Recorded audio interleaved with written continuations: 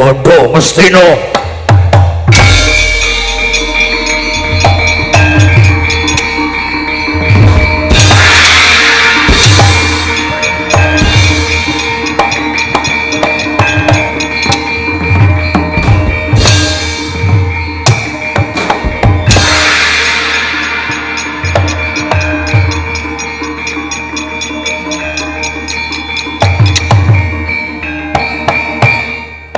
Putu Prabu Sarenggir.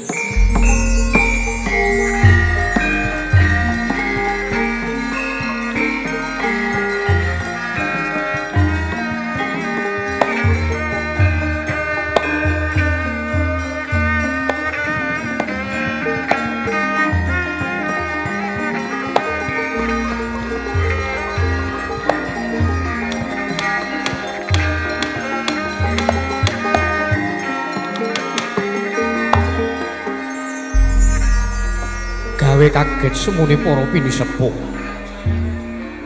teka beda kelan adat lan beda kelan padatan ingkang wis kelakon. Sira Putu Prabu Duryudana pasemone sajak kaya wong kagol kogelan atine ning atase jroning masirakan Sitinggil Binaturata negara Ngastina. Lah keteka saukahing wujuding pedhi ingkang kinarya adah bondo donya negara Ngastina padha disampar lan kaya-kaya ngibarate nuwun sewu. Putu Prabu kaya-kaya wong kentekan akal wekasan ngamuk punggung merga wis ora kuwawa ngampet mubal-babale kanepsun kamurkane Putu Prabu. Nggih Putu Prabu Duryudana mbok yo enggal-enggalo paring dawuh. Aja duweni pasemon ingkang kaya ngono ingkang ndak rasa banget gawe ku cemas maning wong tuwa lan gawe wedine para pinisepuh. Inggih nggih. Wonten perkawis menapa teka Paduka Anggir anak Prabu Duryudana nggadahi pasemon ingkang kaya-kaya wong kagol atine ingkang prasasat kaya wong gelo rasane. Bawi kula suwun paring dawuh. Sampun ngantos sak mangke damel para pinisepuh nenggo kanthi wekdal ingkang dangu. Oh, oleh kenthos waru gembal manyar-manyar. Do nang jungkul ana alas dadi wana nggih. Nuwun sewu lho nggih. Paduka menika Nalendra. Paduka anak Prabu Duryudana menika nggadahi perbawa ingkang ageng. Awit nuwun sewu, Nalendra Ngastina menika tansah dipun ajri dening Sang Jawara kawula. Langkung-langkung Nalendra menika pimpinan ujung tombak pemerintahan. Menawi Paduka anak Prabu Duryudana kanthi pasmring kados mekaten. Nuwun sewu nggih, nuwun sewu. Kula kinten mboten badhe langgeng. Mboten badhe langgeng nggihipun Paduka anak Prabu Duryudana ngayahi jejiban dados Nalendra wonten Praja Negari Ngastina. Pramila ngeman dumateng jeneng, ngeman dumateng asma, lan ugi ngeman dumateng perbawa. Perbawaning anak Prabu Duryudana samangke sampun ngantos ical awit saking pasemon paduka kados mekaten menika lho nggih.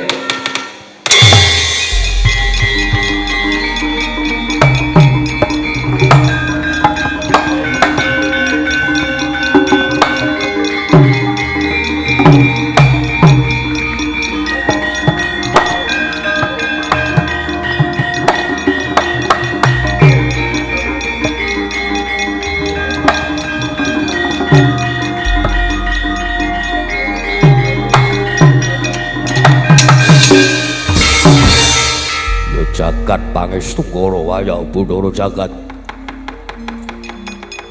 pancen leres sing digetigake Yang Bisma pancen leres dawuhipun Kanjeng Rama Prabu Salya bilih Ratu Ngastina inggih kula pun Prabu Duryudana gelo rasaku gelo atine Duryudana merga nuwun sewu para pinisepuh ingkang sami rawuh sami lenggah wonten mriki kula kinten nek sami nyekseni lan pun sami priksa pun krasa kalih napa sing narasake Gandeng Putu Prabu wis kersa paring dawuh marata diagi Putu Prabu Duryudana gelo sababe apa nggih Putu Prabu inggih nggih Angger Prabu Duryudana gelo sababipun menapa ingkang Rama ing Mandaraka tak midhanget ingkang dados sabab lan jalaranipun kenging menapa teka kagungan pasemon ingkang kados mekaten Kanjeng Hyang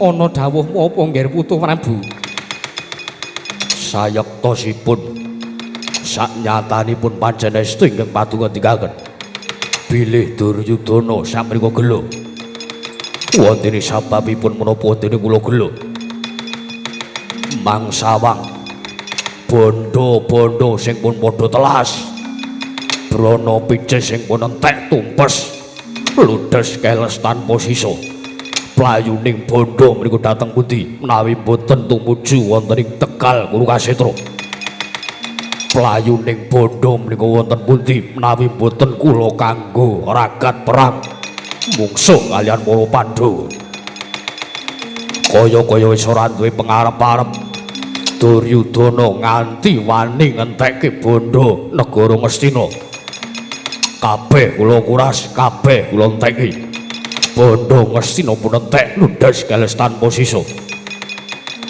ning senes kok perkara Bratayuda ingkang pun kelampah ingkang kula gelani babar pisan boten nanging kula menika langkung gelo kula menika namung gelo kalian para tiyang sepuh para sesepuh lan para punden ingkang nalikanipun wonten lampahan Kresna Duta nalikanipun Koko Prabu Ndrawati rawuh wonten mriki nak yenaken babagan kula masraken napa mboten negari Ngastina dumateng para Pandhawa senes niku sing kula gelani nalika Koko Prabu Ndrawati rawuh mriki nanjaken lan anjenaken babagan negari Ngastina kundur wonten panguwasipun para Pandhawa para pinisepuh kalebet Yang Bisma Rama Prabu Mandaraka napa diri pupur Pandura sami saguh sakbiyantu kalian Duryudana ya saguh ragat lahir ya saguh ragat batin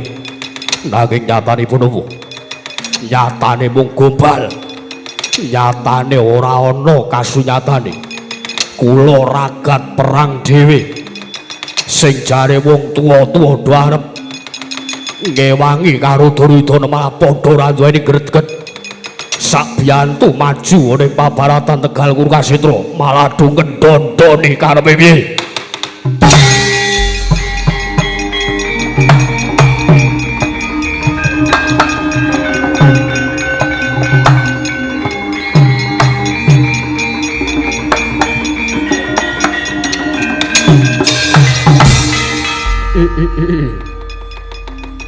Oh Mas Rama sidam sekaring bawana langgeng oh ladalah kaya ngono to nggih Putu Prabu ingkang mbok karepake iya pun yang saiki tak matur ana ngersaning Putu Prabu Duryudana aku ki mung arep omong yen to pancen Putu Prabu Duryudana duweni kepepinginan yen to perang Bratayuda bakal diwurungake isa ana wektu nggih tegese nalika semana Putu Prabu kuwi negara Ngastina ora gelem balekake ning manguasane para Pandhawa wingi barate salah sawijining perkara lan salah sawijining gagasan ingkang sakmengko isih isa diwurungake nanging yen to saiki gandeng kahanan Tegal Kuru Kasetra para wadyabala saka negara Ngastina lan para Pandhawa wis padha miwiti perang. Teges iki wancine pepucuking Bharatayuda. Nggih. Yen to putu Prabu isih ngeman bondo donya Ngastina, ngendi kamu ingkang kepengin miwiti perang Bharatayuda isih isa dijabel lan isih isa diwurungake. Nanging yen to pancen para Pandhawa adreng kepengin nganakake lan nglakoni perang gedhe Bharatayuda iki, sak mengko aja wigih ringa-ringa tak aturi putu Prabu supayane matah. Pone yang ngetal kandha madeg Senopati Suraningdriya. Nerabasing para Pandhawa nggih pripun? Sampeyan ngendika pripun? Sampeyan ngendika nek pancen Ratu Ngastina gelo babagan kelakone Bharatayuda. Sampeyan dawuh Duryudana kon jabel ngendikane.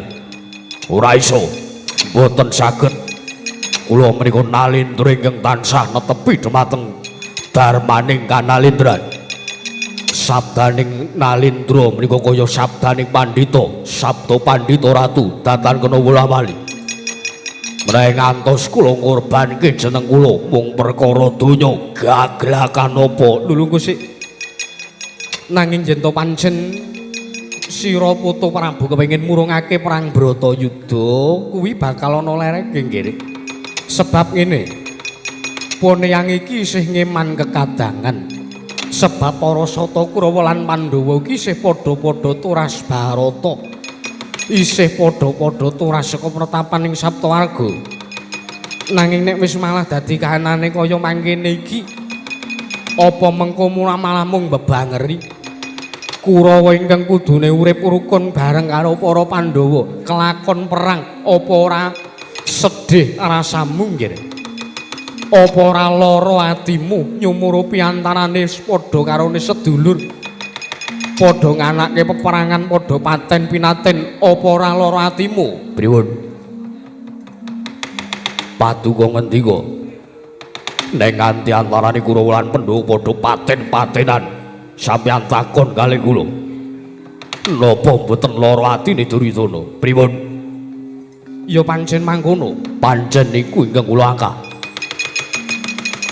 Jalaranipun menapa teka kula adreng ngawontenaken perang gedhe menika. Kula menika namung kepengin kage nyumurupi Pandhawa 5 cacahing glasah ngatang-atang dadi bana. Sing kula tenteni niku mung piandel sartane temandang karya para pinisepuh sing maune dosaku sabiyantu karo Duryudana. Ning nyatane apa? Ora ana temangane babar pisan, ora guna Duryudana ngopeni wong tuwek-tuwek kaya ngono kuwi. Yayi Prabu, kula aturi sareh Yayi.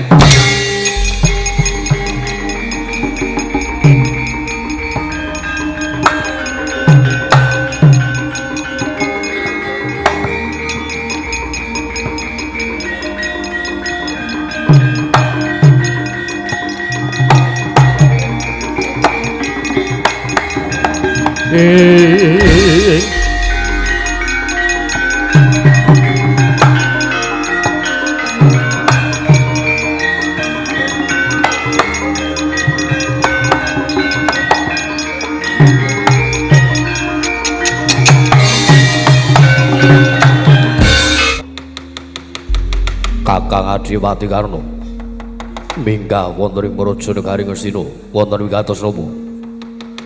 Amit pasang Kalimantabe Yayi Prabu. Nuwun sewu. Kula midhanget pirembagan capet-capet kula mireng. Saking sak ngandhaping sitinggil binaturata kula wau antawisipun Paduka Yayi Prabu Duryudana ingkang nyuwun dawuh iga partikel pamrayogi dhumateng para sesepuh. Nuwun sewu. Miturut pamanggihipun ingkang raka ing ngawangga kok badhe mboten wonten prayoganipun. Liripun kados pundi? Badhe mboten wonten prayoganipun menika tegesipun sakmangke kula nggadahi go partikel bilih para pinisepuh ingkang sami ngendika menika mboten wonten kasunyatanipun lan mboten wonten ginanipun. Jalaranipun menapa? Cobi to. Menawi kula matur kasunyatan ingkang estu paduka piyambak nyumurupi kasunyatan menika tartentu ugi badhe sarujuk dumateng aturipun ingkang raka ing ngawungga. Cobi kula aturi menggalih. Para sesepuh ingkang sami rawuh ingkang sami lenggah wonten Praja Negari Ngastina. Ing awalipun antawisipun wonten ing wanci sakderengipun perang ageng menika lumadi. Para sesepuh pengin nyengkuyung sartanipun badhe sak biyantu marang bata repotipun para Satakura nggih badhe nglampahi perang ageng Bratayuda. Ning kasunyatanipun malah ngendondoni manahipun Paduka Yayi Prabu Duryudana. Leres. Panjen mekaten. Lah menika nuwun sewu. Sayekti para pinisepuh, para sesepuh, para pundhen ingkang sami lenggah wonten Praja Negari Ngastina menika sejatosipun namung ngeman dumateng kekadangan, ngeman dumateng kawontenan. Nanging ing antawisipun samanggih Eyang Bisma lan sedaya para sepuh ingkang mapan wonten negari Ngastina menika badhe sak biyantu wonten repotipun ingkang rayipun Duryudana. Lho la iya ning mengke riyen. Para sesepuh para pundhen menika namung ngeman dumateng kekadangan. Ngeman dumateng bandha donya arep titelip Brahmana. Nanging yen to anggone kepengin murungake perang Bratayuda kuwi ngeman nglawan kekadangan menika teges tasih Brahmana ingkang gadhahi penggalih babakan kadonyan.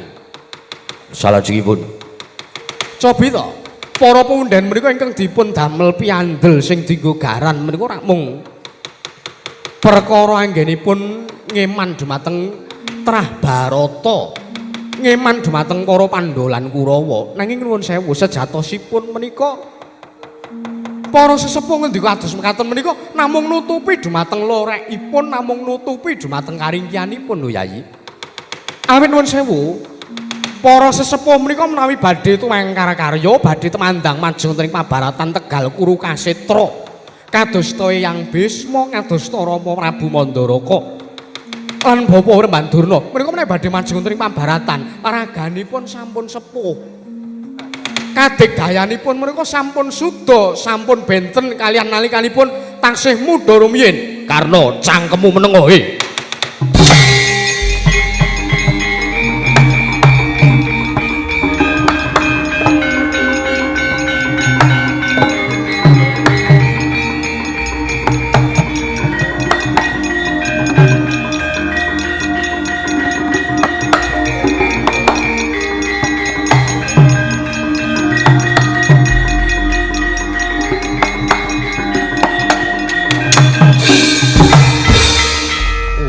panesmaning jajalanat sukertaning bawana iblis lanat. Nek kowe ming sak pejago ngadu arep karo Ratu Mandaraka, kowe ngoman-oman dapurku ora apa-apa karena ning gandeng iki ngembet marang kanan sak negara Ngastina. Sing gedhe pangapuramu yen to aku ora kowe ngempetmu bal-babaling kanepsonku. Nggih. Kanjeng Rama Prabu Mandaraka badhe nyangkal aturipun ingkang putra ngawangga. Nggih. Paduka mboten badhe narimaken menapa ingkang sampun kula aturaken. Nuwun sewu lho Rama Prabu. Ingkang kula aturaken menika kasunyatan napa wontenipun mboten kula tambah-tambahi, mboten kula kurang-kurangi. Iya, menenga. Aku tak omong sik. Aja sak geleme dhewe. Aku ngerti nek kowe iki pinter, aku ngerti nek kowe iki wong sing duweni kapinteran linuwih tinimbang liya-liyane. Jalaran anakku mantu ing ngawangga kuwi pancen mantuku sing paling tuwa dhewe pikire. Arak yo ngono to? Iya. Mbok menawi mawon mekaten. Lah yo. Ning ngene Karna, pintermu kuwi ora mbok nggunakake srana kabecikan, ning pintermu kuwi mung tok nggo minteri malang sak pepadane. Jalaran kowe ning kene nek kowe ngelek-elek karo wong tuamu, karo maratuwamu ing Mandaraka ora dadi ngopo, ning kowe wis ngembet asmane wa Penemban Bisma Ketal Kandha. Yen to sing mbok elek-elek ki mung aku ora dadi ngopo. Aku ikhlas nilala gawa lahir lan batin. Nanging sing to elek-elek ki pepundhenmu dhewe. Kamangka kuwi dadi pujangganing negara Ngastina. Kowe uga ngelek-elek karo Begawan Durna. Kamangka Begawan Durna kuwi dadi gurune Pandhawa, Begawan Durna kuwi ya dadi gurune Kurawa. Lah kowe iki ya dadi murite Begawan Durna. Lah kok kowe ngelek-elek karo gurumu dhewe terus karepmu kepiye? Karepmu terus kepiye? Ana kanan kaya ngene kowe jare derajatmu senopati kalungguhanmu ning kene iki senopati sing panggaweanmu nentremke kanan praja negara Ngastina. Lah kok ora ana nyatane kowe malah nyucuh, malah ngluputke karo sing tuwa-tuwa. Kamangka rak wong tuwa-tuwa kuwi rak pantese rak mung menehi pituduh, menehi pitutur. Sartene menehi ular-ular dawuh karo sing luwih enom. Kowe sing luwih enom kuwi sing ngecake panggaweane. Ora kok malah kaya ngono. Nggih, Putu Prabu lan Anak Prabu kula aturi sare.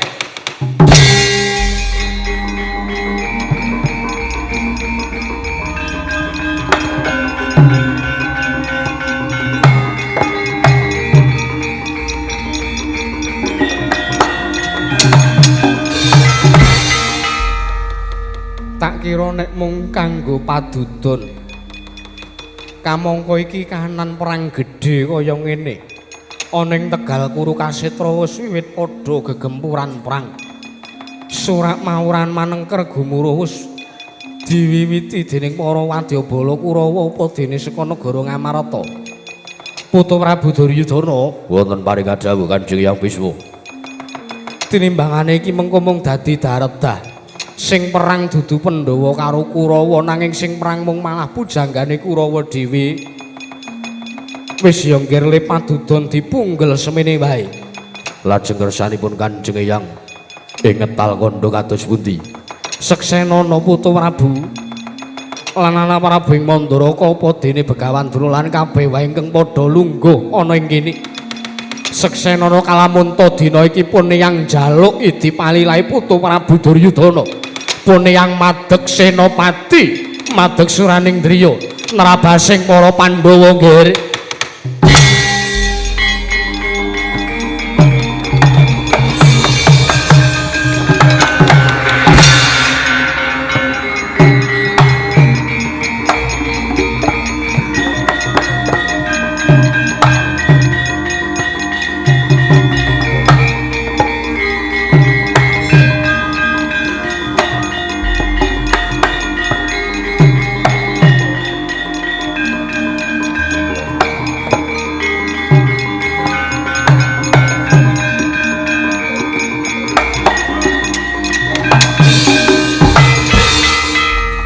Jagat pangestunggal larang ngaten tinimbangane mangke mung saya kendhu otot bebayune Duryudana meraih ngaten pancen estu temangkan karyanipun para sepuh para pepundhen wonten negari Ngastina saged kula gemi lan saged kula pitados. Ya marata diage seksenana wektu dina iki aku njaluk wadyabala sak cukupe supayane budal ana ing Tegal Kuru Kasitra nanging tak jaluk wadyabala ingkang pune yang kanthi mau aja ana nganti ingkang padha temandang yen to durung nyumurupi sepisan gumlundhunge mestakane Begawan Bisma ping pindhone aja pati-pati ana wadyabala ingkang budal yen to durung bisa ngalahke Anggara Prabu ing Mandaraka apa dene Begawan Durna sabab aku njaluk Durna kelawan Anak Prabu ing Mandaraka dadi sena pengapiting Sang Begawan Bisma. Nggih, semanten ugi kula Yayi Prabu. Kula mboten badhe temangkar karya, mboten badhe temandang, mboten badhe majeng wonten ing Mahabharatan. Menawi dereng nyumurupi ketemper yudanipun Kanjeng Hyang Bisma, Karna. Cangkemmu kon meneng kok ora iso. Wis nggih, wis sing sareh ora dadi ngopo. Wah nuwun sewu. Kula menika ngeman menawi tiyang sepuh kados Paduka dipun uman-uman kalian bayi wingi sore kados ngaten. Kowe iki anggepe kepiye? Dumeh nom kok terus ngangah-angah. nama kowe ampuh kowe pinter kowe ora bakal wani mateni karo maratuwamu. Kaya aku iki lho. Maratuwaku dhewe tak pedhang cengele. Rumangsamu apa? Sampun. Sampun kantos wonten padudon malih. Ingkang kula suwun. Kula namung kepengin nyawang kados pundi kridhanipun Hyang Bisma. Yen mangkono wektu dina iki tak jaluk pangestune Putu Prabu. Pun yang bakal budal manjing ning Tegal Kurkasit ana basik para Pandhawa nggih. Nderekaken Kanjeng Hyang sembah kula.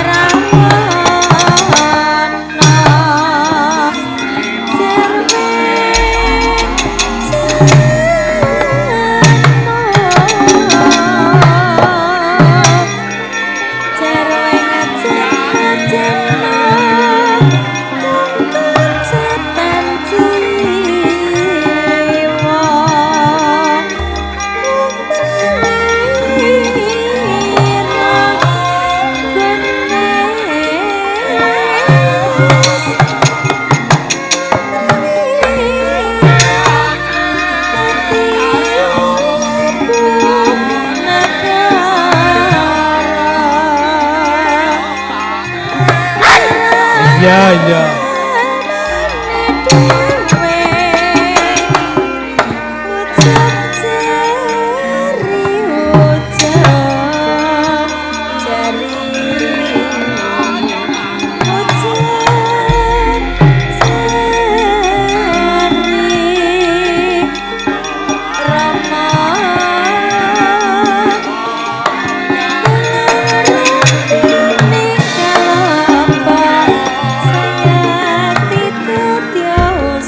Anggara Prabu Mandaraka ngendhek kelawan lakuku ana apa?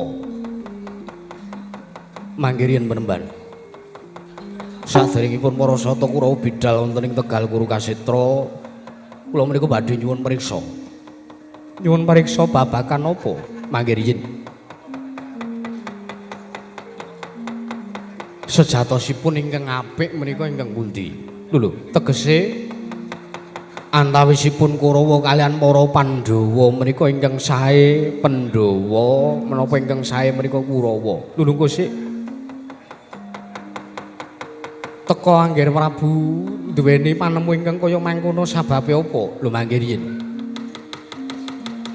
Pandhawa menika kondang satriya ketetekan suci pepayung budi rahayu. Pandhawa menika kondang menawi Pandhawa menika man. Iya sik.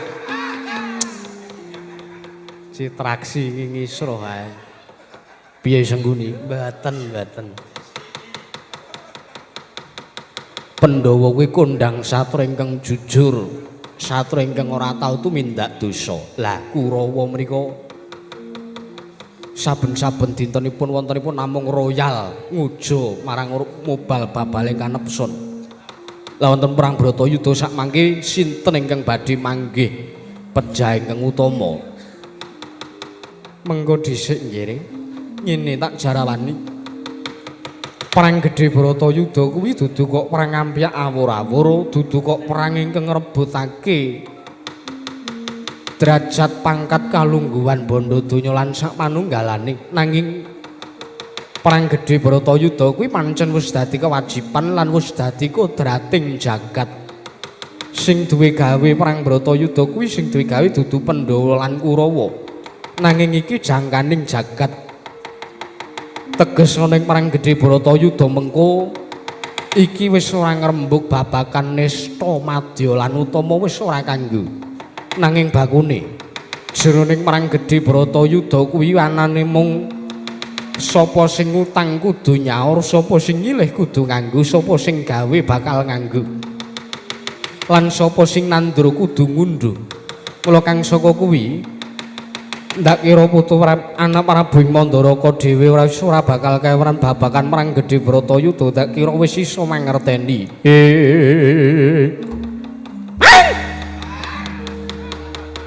Nalendra mbek marwa sing sang Katri Gumulung pangrompak ing wadya.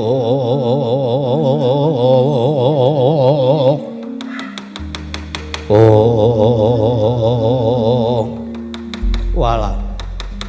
Menawi ngaten badhe wonten lampah ingkang ageng. Lah nggih to nggih.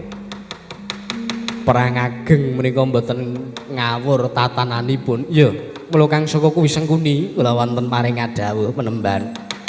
Marata diage ketapna para wadyabala saka negara Ngastina sak cukupe. Para Satakura kinen maju ning Tegal Kurukshetra. Inggih, nyuwun pamit madal wasilan. Sikra bidal umaman Wirama.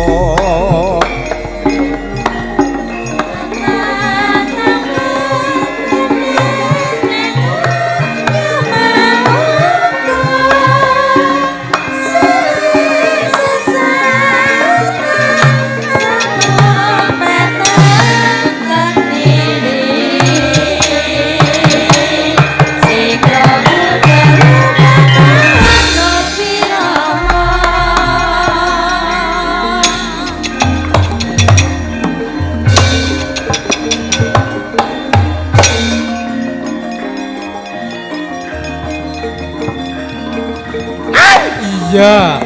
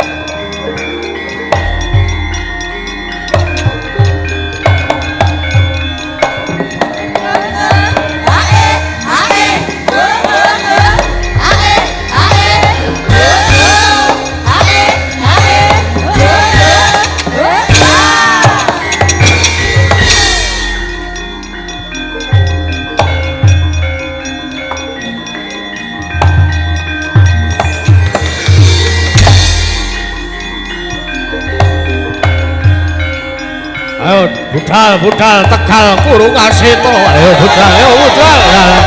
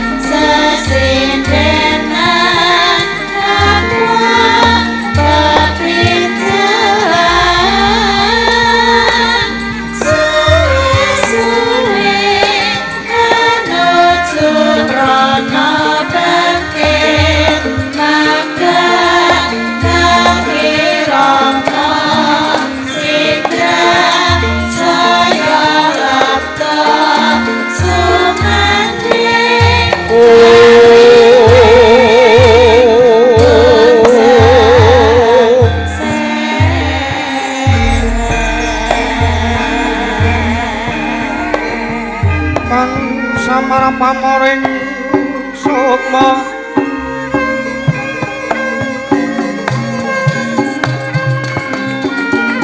sinukmaya winasya ing kasepi sinimpen telenging kalbu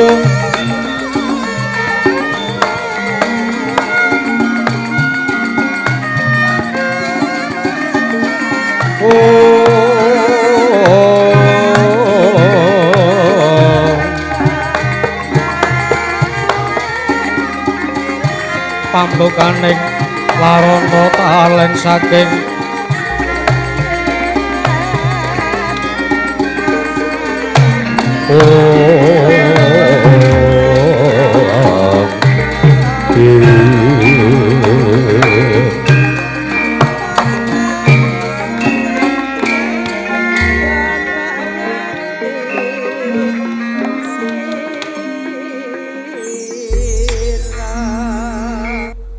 ya jagat pangestu para wayahu Bathara jagat Dara jletheng kakangku apa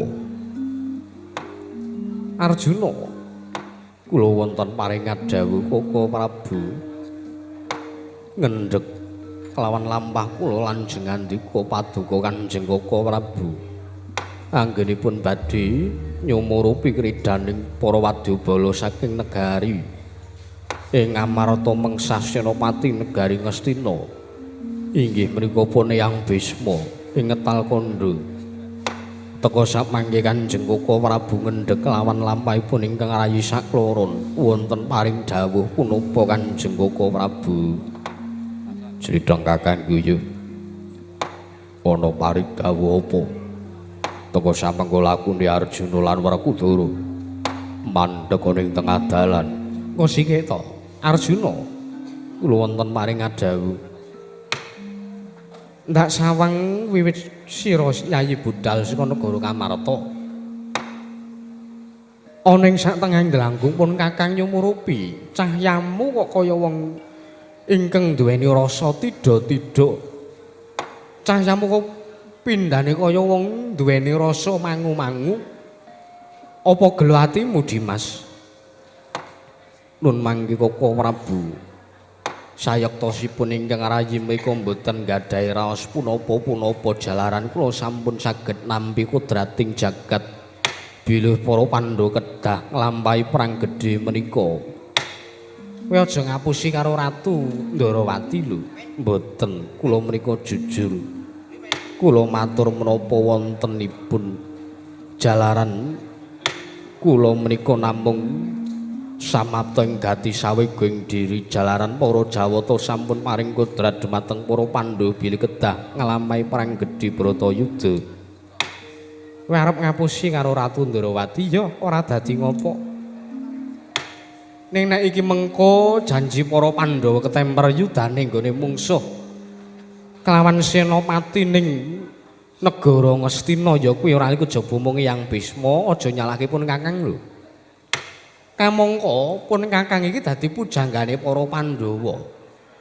Kurawa kae uga duweni pujangga ingkang aran Patih Sengkuni. Lah Sengkunine Pandhawa ki ya pun Kakang iki.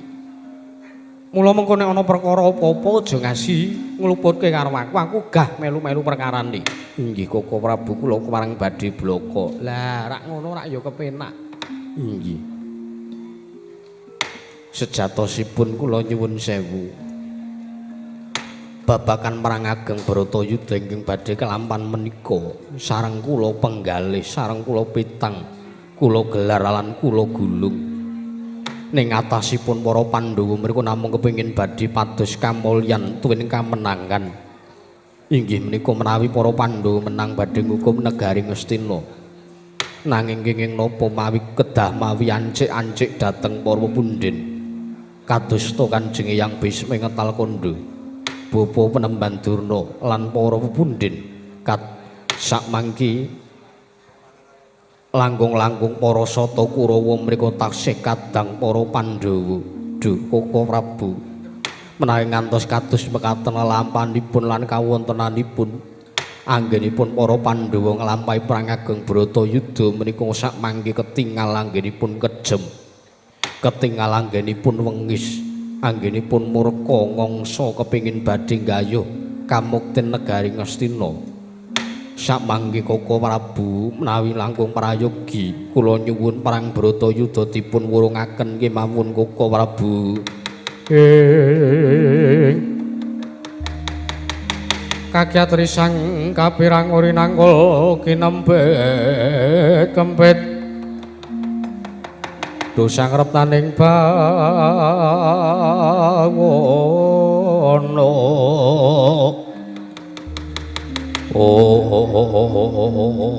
Walah dalah Arjuna wonten maringan dawuh dadi kaya mangkono. Dadi sing mbok ajab saben wanci babakan perang gedhe Bratayuda iki kowe mung ngarep ngiyup sartane mung ngarep ngukup kamenangan baline negara Ngastina. Mikirmu mung tekan semono. Mikirmu apa mung kaya ngono? Coba aku tak omong tak takon. Yen panemumu kaya ngono, kowe kleru Janaka, kowe kleru. Kowe aja banget-banget anggonmu kepengin ngarah baline kamukten negara Ngastina aja. Yen kowe ngarep-arep kamukten, kowe ora bakal entuk mukti ning negara Ngastina. Yen kowe ngarep-arep kaendahan, kowe ora bakal entuk endah ning negara Ngastina, kowe ora bakal entuk kaendahan apa-apa. Sebab sing bakal mbok gayuh lan entukmu nggonmu menang perang gedhe Bratayuda, entukmu kuwi eneke ming gelo, atimu ki ming gelo, eneke ming kagol, sartane kowe mengko ming ngresula. Mergo ngene, umpama ngasi iki mengko kowe menang, menangmu iki mung nyumurupi kraton Ngastina sing kothong, sing kosong, sing kumplang, sing ora ana apa-apane. Mergo bondo negara Ngastina iki wis entek, wis dientekke karo Prabu Duryudana. Kinarya ragat perang. Lah, nek kowe nganti menang, iki mengko sing mbok kukup kuwi mung para waranda, para jompo, bocah lolo, wong cacat. Kowe mapan ning negara Ngastina mung krungu tangise wong wadon pating jlerit, tangise bocah pating clenger. Do sambat goleki bapakne, ibune sambat goleki bojone. Kuwi sing bakal mbok entuke nek kowe menang. Inggih. Ning elinga ya Janaka. Nek kowe gelem tumindak kanthi ikhlas, kowe gelem tetulung sartane kowe bakal gelem ngopeni marang wong-wong kaya ngono kuwi mau, kowe bakal antuk mustikaning urip sing durung tau mbok prangguli kanugrahane sadurunge nggonmu nglakoni urip. Bali meneh, kabeh iki wis kodrating Gusti yen to Pandhawa ki dadi duta ngilangi angkara murka ingkang mapan ana ing negara Ngastina. Ya kuwi para sata Kurawa sing ngutus kowe iki dudu kok pun Kakang. Sing ngutus Janaka, sing ngutus Werkudara lan para Pandhawa dudu kok aku, dudu kok Natandrawati babar pisan dudu. Nanging sing ngutus kowe kabeh kuwi pancen Gusti kang karya loka, Gusti sing mangerteni kelawan kahanan apa ingkang sejatine bakal dirasake karo para Pandhawa. Janaka dene Werkudara mangkah angruh sesumbar mawalindo bumi goncing kumal udo kuntara ketuk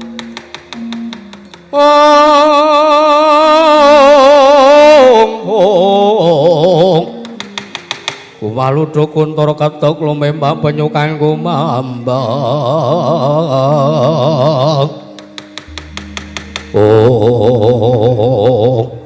Den kantos paripun ugi sami mbal wacana.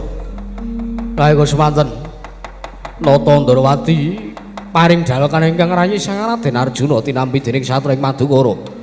Dumadahan ingkang sami nyang barisaning para wadyabala nenggih putra ing Wirata Sang Raden Utarama Raden Prasangka cipta rengganira. Nggih, Putu Prabu, aku ingkang prapta nggih.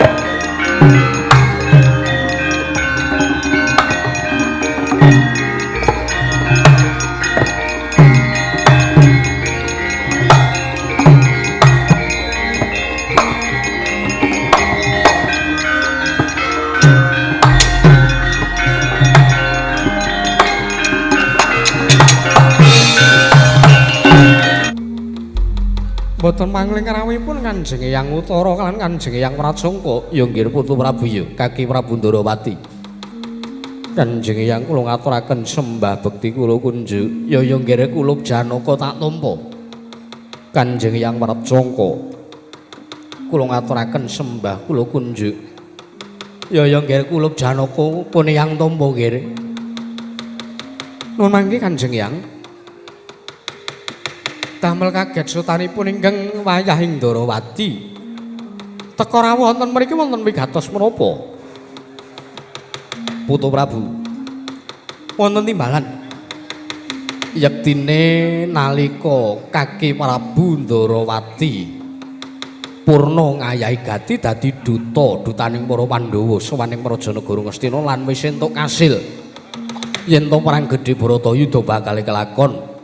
Sebab Ratu Ngastina ingkang Sugeng lan Adreng ora gelem balekake negara Ngastina. Nalika semono pun yang wis matur sartanipun yang wis kandha yen to besok lamun to perang gedhe Bharatayuda kelakon aja pati-pati ana senopati ning Pandhawa ingkang maju yen to pun yang sakloron durung gugur ing palagan. Lah, kamong iki titiwancine nggih. Wis tumeka titiwancine. Pun yang dina sak mengko kudu maju ning pabaratan jalaran ngelingi marang labuhane para Pandhawa. Puntadewa Werkudara ingkang dadi jagal Balawa lan Arjuna ingkang dadi Wrahatnala. Pun yang iki rumangsa lara ati yen ora isa males budine para Pandhawa. Mula kang saka kuwi pun yang jaluki dipalihake Kaki Prabu Ndrawati supayane wektu dina sak mengko aku ingkang bakal ngalahke kelawan Begawan Bisma. Ari dumawara mangawara urahan tengaraning ajurit gong makuru kongso.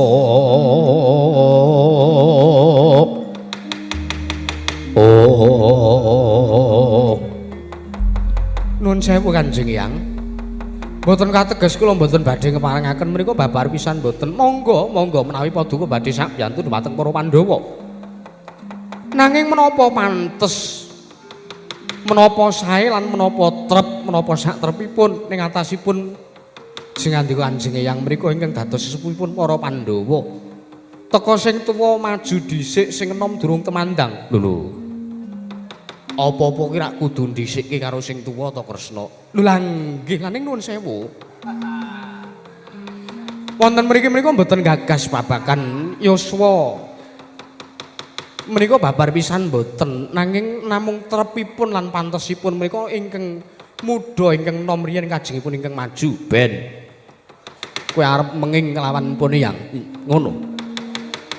Poniang iki wis ngantepi sumpah prasetyaku yen to aku ora males budine para Pandhawa, tetel kasatriyanku, semono uga aku ngger Kaki Prabu. Ya inggih sampun.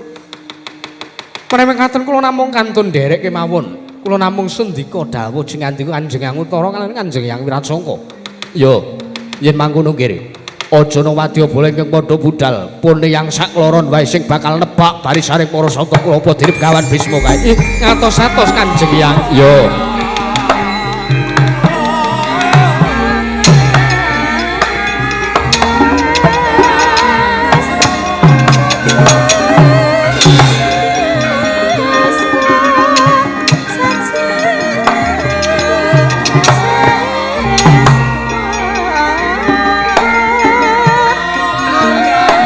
Dongake Poniang nggih.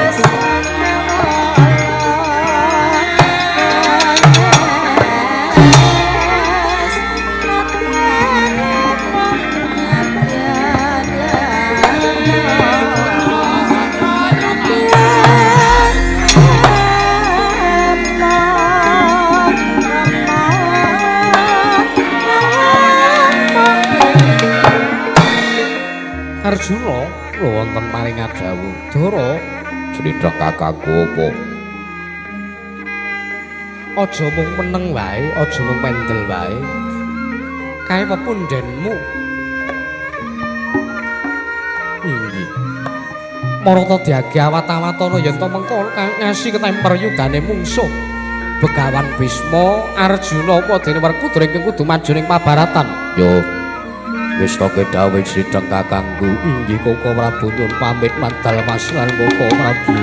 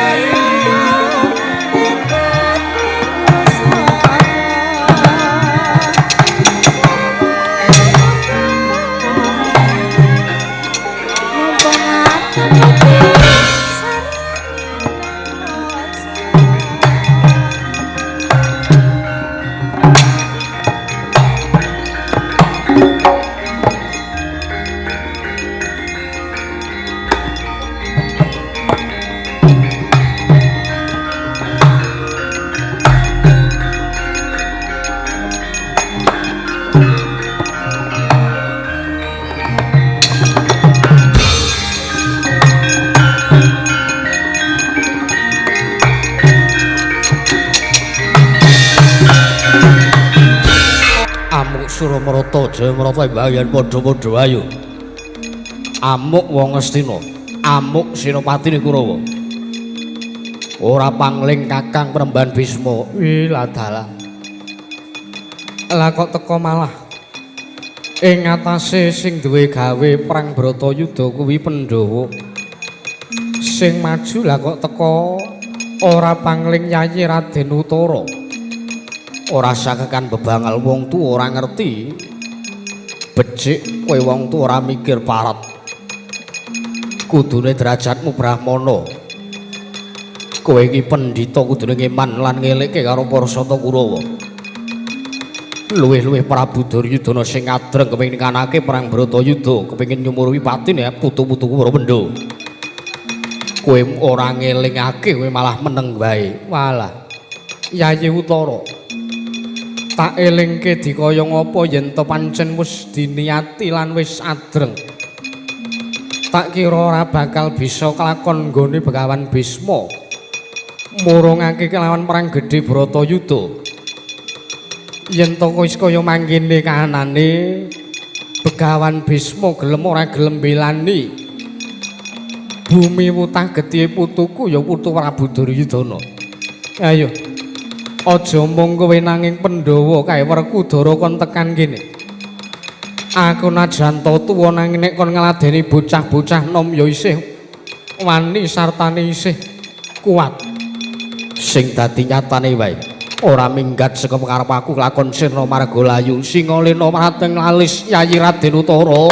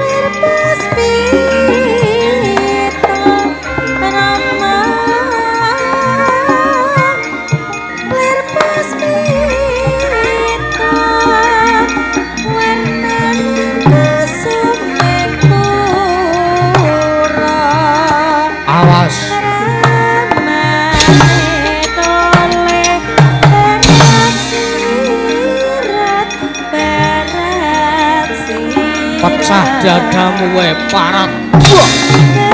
Ayo sambato wong tuwa mungsuh sing enom ya isih wani.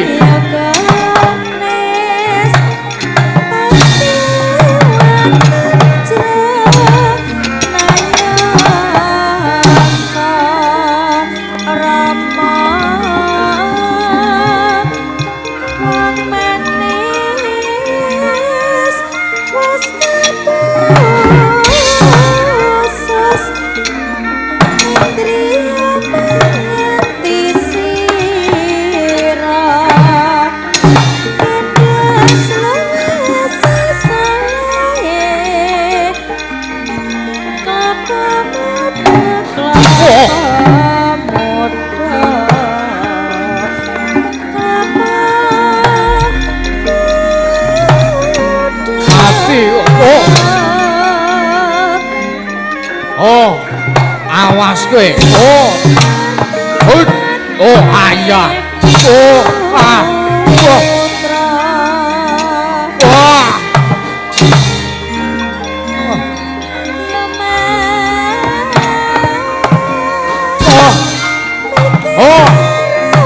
Mati aku. Sambato kowe wong tuwa.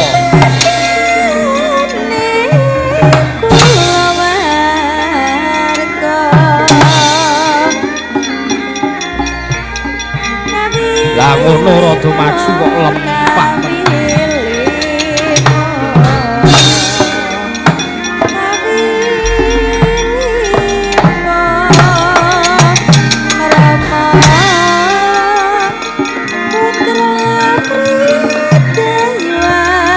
Mati kowe. Oh. Mati. Aduh. Aduh.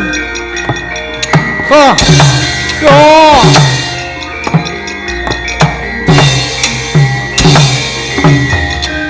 Oh. Amung Surakarta wae. Wah. Parat.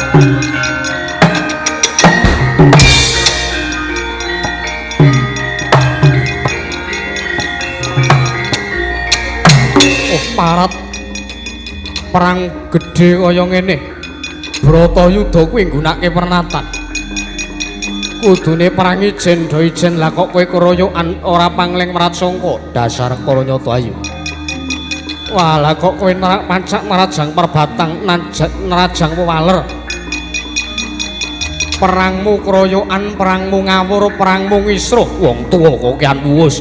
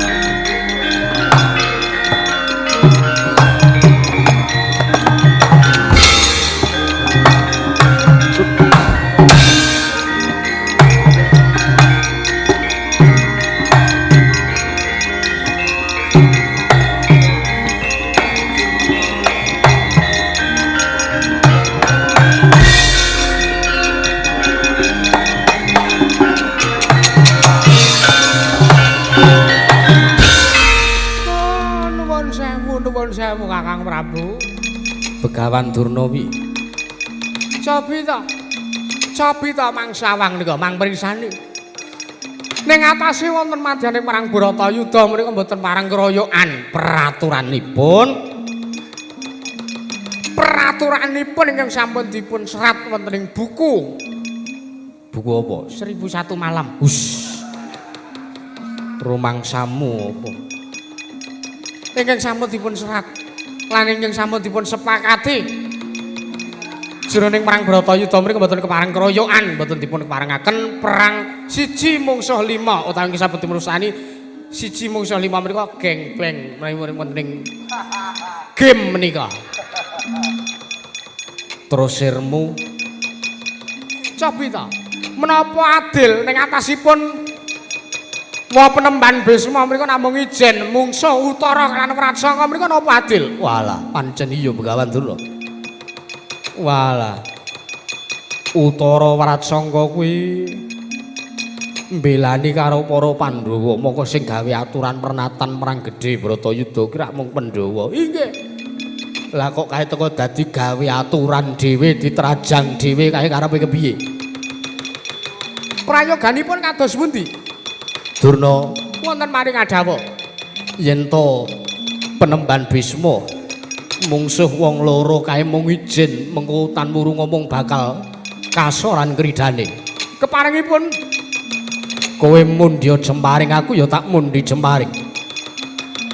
Nyijeding utara karo Wratsangka dimen gugur sirna margalayu. inggih ngestaken dawuh Kakang Prabu Salya. Om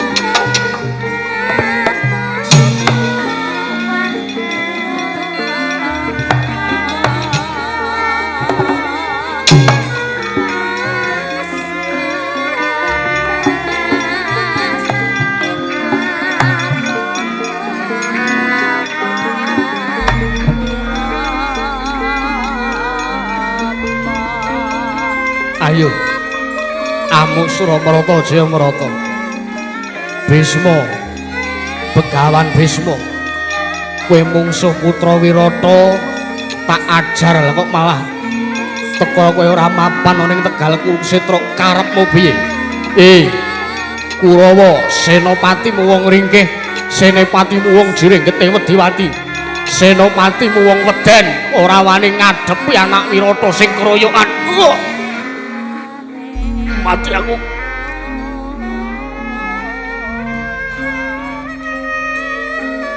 Ayo Amuk Suramarata Jayamarata Kurawa tekano kene mungsuh anak Wirata Bisma aja minggat Kakang Mas Utara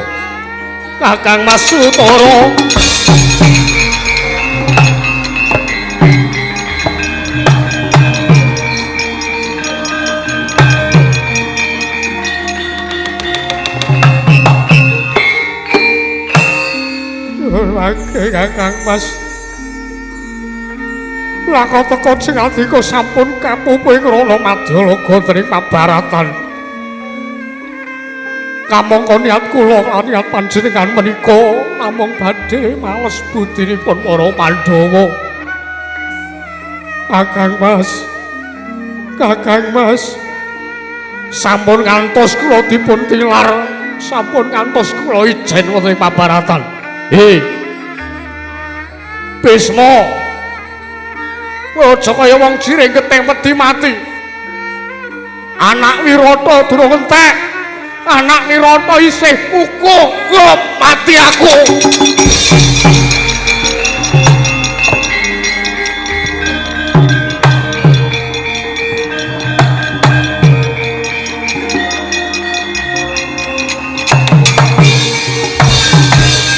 Ping Rana Madyalaga Satru kalih Sang Raden Utara Raden Warajaka nalika semantring mlajar saking tebyan nggih Sang Kula Petruk. Lah kok dadi kaya ngene iki aku piye to?